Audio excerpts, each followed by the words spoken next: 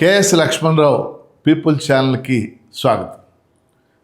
భారతదేశ వ్యాప్తంగా త్వరలో అనగా 2027 ఫిబ్రవరి మార్చి నెలల్లో జనాభా లెక్కలు జరగబోతూ ఉన్నాయి.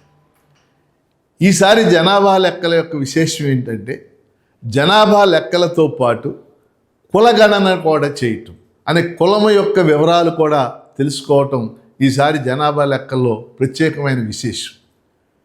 ఇంతకుముందు కులగణన జరగలేదా అని మీరు ఒక ప్రశ్న వేయచ్చు.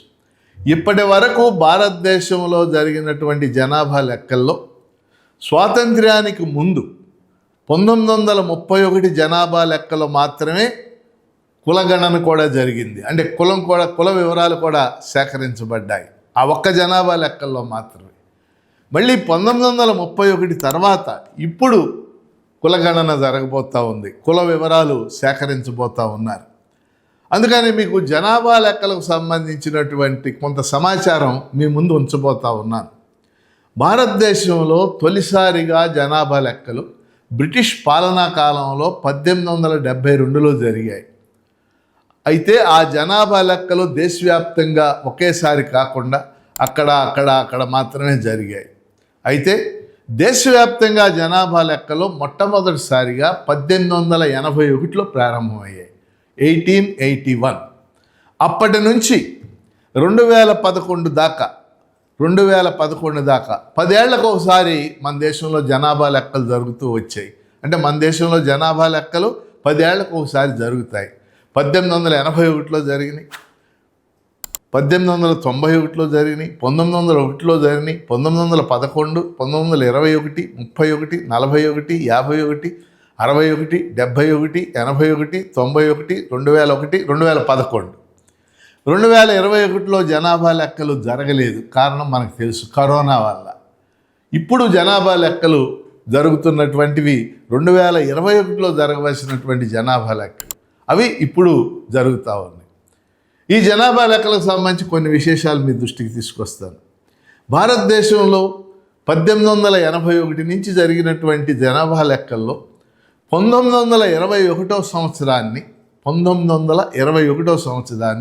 The year of great divide అంటారు. అంటే గొప్ప విభాజక సంవత్సరం, the year of great divide. ఎందుకని ఆ విధంగా పిలుస్తారంటే 1921కి ముందు జరిగిన జనాభా లెక్కలన్నింటిలో, అంటే 1911లో కానీ 1901లో కానీ 1891లో కానీ ఈ జనాభా లెక్కలన్నింటిలో కూడా భారతదేశంలో జననాల రేటు కంటే మరణాల రేటు ఎక్కువ ఉంది. అంటే పుట్టేవాళ్ళ కంటే కూడా చచ్చిపోయేవాళ్ళు ఎక్కువ ఉండేవాళ్ళు. కరువు వచ్చేది, కలరా లాంటిది వచ్చేది, మసూచి లాంటిది వచ్చేది. కోట్ల మంది మనుషులు చచ్చిపోతూ ఉండేవాళ్ళు. అందుకని అప్పట్లో మరణాల రేటు ఎక్కువగా ఉండేది. కానీ మొట్టమొదటిసారిగా 1921 జనాభా లెక్కల్లో మరణాల రేటు కంటే జననాల రేటు పెరిగింది. అందుకనే ఈ సంవత్సరాన్ని the year of great divide అంటారు. అప్పటి నుంచి జనాభా పెరుగుతూనే ఉంది. రెండో విషయం మీరు తెలుసుకోవాల్సింది, భారతదేశంలో కులం అనేది ఒక వాస్తవం. భారతదేశంలో కుల ఆధారిత జనాభా లెక్కలు 1931లో జరిగాయి. ఇక ఏ జనాభా లెక్కల్లో కూడా ఇంతవరకు కుల ఆధారిత జనాభా లెక్కలు జరగలేదు అని కుల వివరాలు తెలుసుకోలేదు. అయితే అన్ని జనాభా లెక్కల్లో కూడా, అంటే 51, 61, 71, 81 అన్నింటిలో కూడా ఎస్సీ ఎస్టీల యొక్క వివరాల సేకరణ జరిగింది. ఎస్సీ ఎస్టీ వివరాల సేకరణ. కానీ మిగిలిన కులాలు, వెనుకబడిన తరగతుల కులాలు కానీ, మనకు తెలుసు భారతదేశంలో వెనుకబడిన తరగతిన కులాలే 3500 పైగా ఉన్నాయని మండల్ కమిషన్ చెప్పింది. అలాగే ఇతర కులాలు, ఉదాహరణకు ఇప్పుడు మన ఆంధ్రప్రదేశ్లో వెనుకబడిన తరగతి కులాలు ఉన్నాయి, ఎస్సీలు ఉన్నారు, ఎస్టీలు ఉన్నారు. వీళ్ళతో పాటు కమ్మ, రెడ్డి, కాపు, బ్రాహ్మణులు, క్షత్రియులు, వైశ్యులు, ఇలా అనేక కులాలు ఉన్నాయి మనకు తెలుసు. ఈ కులాల వివరాలు ఏవి కూడా 1931 జనాభా లెక్కల తర్వాత అది జరగలేదు. ఇప్పుడు మొట్టమొదటిసారిగా, అంటే స్వాతంత్ర్యానంతరం మొట్టమొదటిసారిగా, ఇది గుర్తుపెట్టుకోండి మీరు, స్వాతంత్ర్యానంతరం అంటే స్వాతంత్ర్యానంతరం 51లో జరిగినాయి జనాభా లెక్కలు, 61 జరిగినాయి, 71 జరిగినాయి, 81 జరిగినాయి, 91 జరిగినాయి, 2001 జరిగినాయి, 2011 జరిగినాయి. ఈ ఏ జనాభా లెక్కల్లో కూడా కులాల యొక్క వివరాలు తెలుసుకోబడలేదు. కానీ ఇప్పుడు జరగబోతున్నటువంటి జనాభా లెక్కల్లో కులాల వివరాలు తెలుసుకోబోతున్నారు. ఎందుకంటే సెన్సస్ రిజిస్ట్రార్ జనరల్ నిన్న ఒక పట్టిక విడుదల చేశాడు. 2011 జనాభా లెక్కల్లో ఒక పౌరుడి యొక్క 28 రకాల వివరాలు తెలుసుకున్నారు. 28 రకాల వివరాలు.